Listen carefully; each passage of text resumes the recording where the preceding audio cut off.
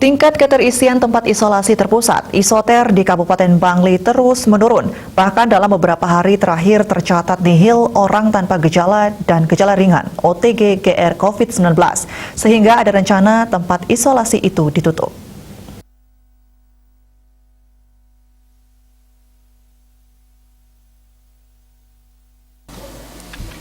Kepala Badan Penanggulangan Bencana BPBD Kabupaten Bangli Iketut Gede Wiredana mengungkapkan isoter yang ada di Gedung Diklat Rumah Sakit Jiwa RSJ Provinsi Bali tersebut sudah nihil pasien sejak 3 hari terakhir.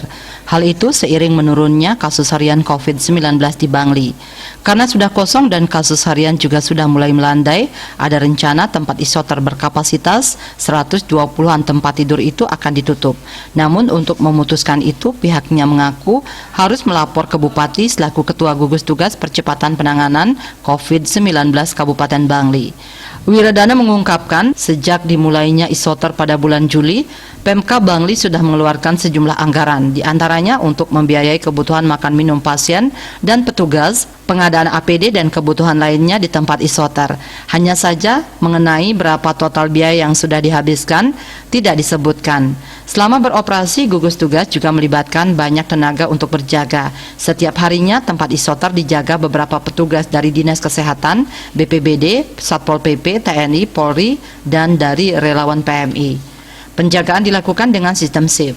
Meski sekarang tempat isoter nihil pasien, namun penjagaan masih tetap dilakukan.